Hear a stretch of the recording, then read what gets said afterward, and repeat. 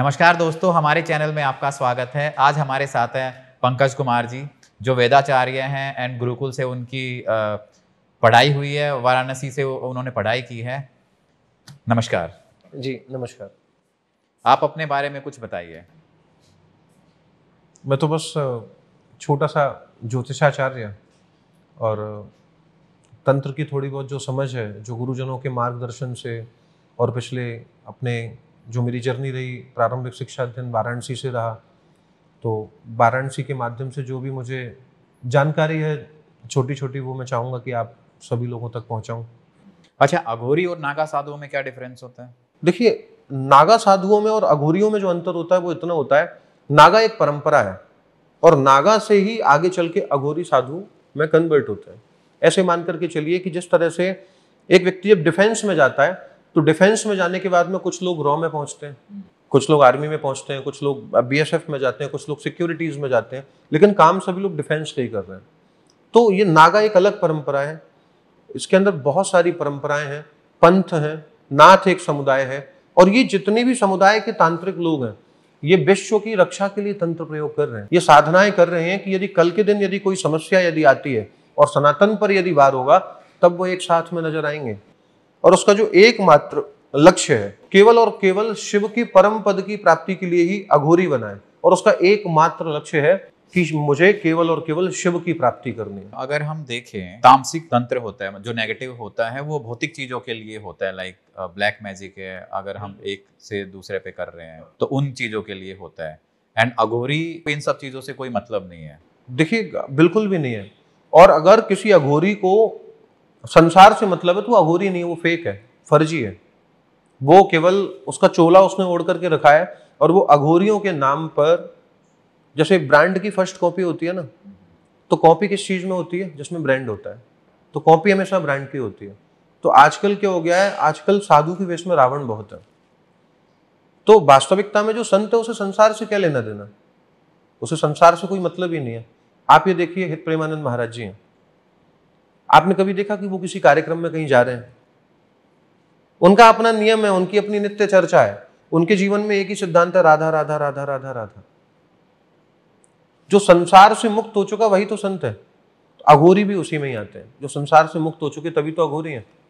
तभी तो उनकी जब ट्रेनिंग होती है तो वो क्या करते हैं, गुरु के सानिध्य में जब आते हैं तो उनको सब कुछ त्याग करके नग्न होना पड़ता है, जिससे कि संसार से तुम्हें मुक्ति प्राप्त हो।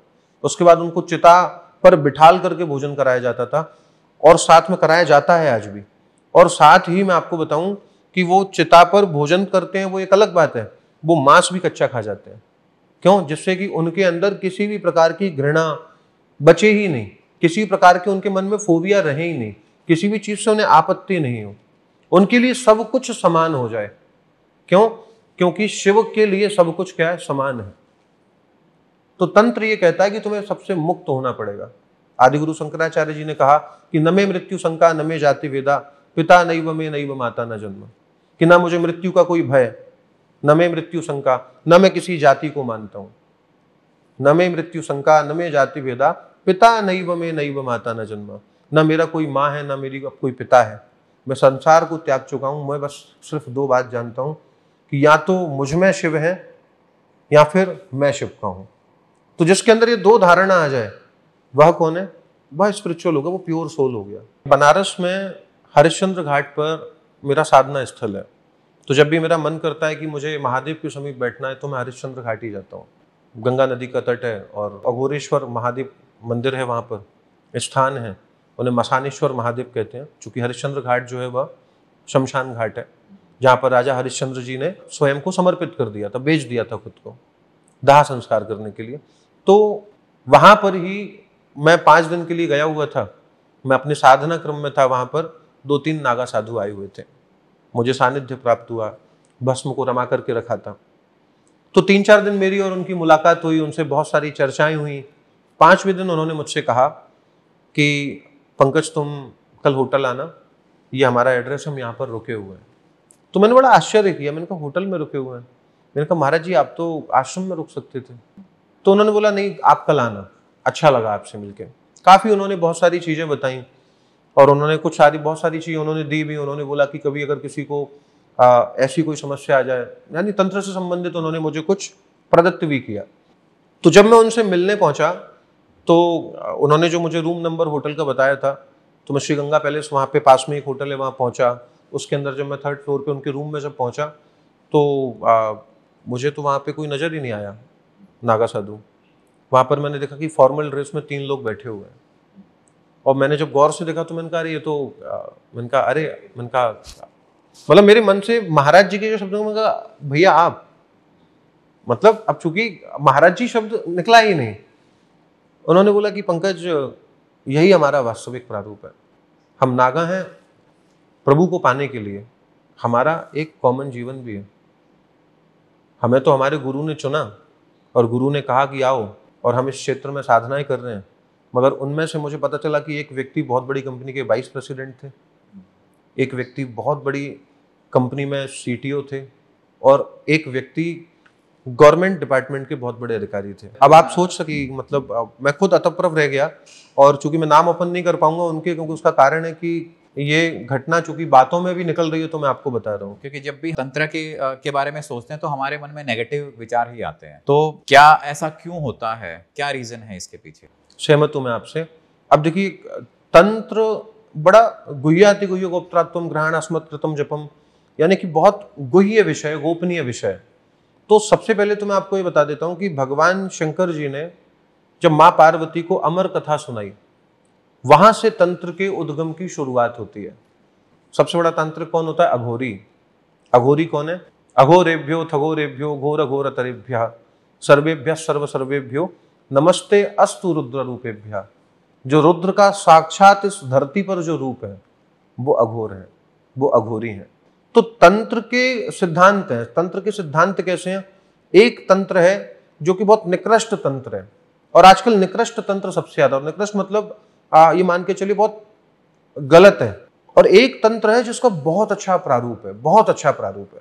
तो तंत्र के 2 डायमेंशन है। एक डायमेंशन वो जिसमें नेक्स्ट लेवल तंत्र है, वो अनुभूति अलग है, वो तंत्र अलग है, और उसका जीवन का सिद्धांत अलग है। और एक तंत्र है जिसमें ब्लैक मैजिक है, जिसमें जादू, टोना, टोटका, घृणा, बुरा सोचना, जलन करना, द्वेष करना, ये सारी चीजें हैं। और लोग तंत्र दोनों प्रकार से करते हैं। तो उन्होंने बोला कि देखो पंकज, 2 जीवन है। हमें हमारे गुरु ने चुना, हमारी गुरु दीक्षा हुई, हमने हमारे गुरु जी से कहा कि हम विवाहित हैं, सामाजिक हैं, विषयानंद में रहते हैं।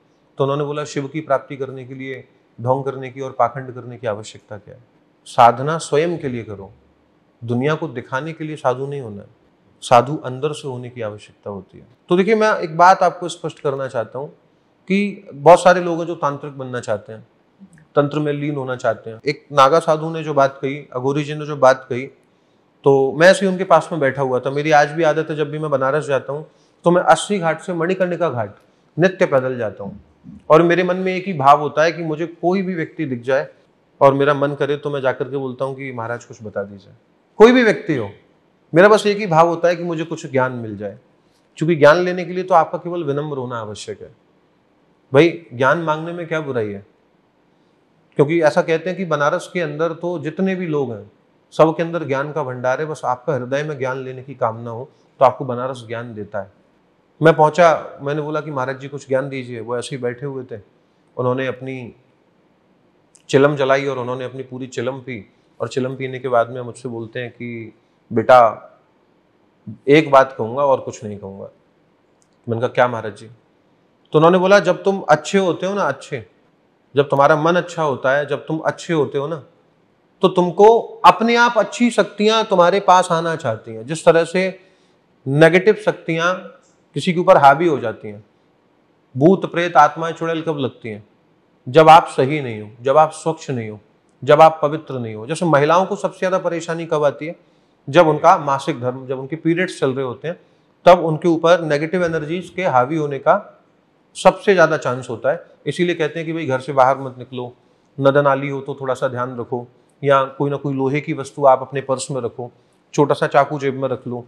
क्योंकि लोहे से भूत प्रेत बुरी शक्तियां जो है, यदि आपके पास लोहा हो या कोई मंत्र युक्त यदि आपके पास कुछ भी यदि है तो लगता नहीं है। आप ये बताइए, जैसे जो तांत्रिक होते हैं उनको भूत प्रेत वो देख सकते हैं या महसूस करते हैं? महसूस करते हैं।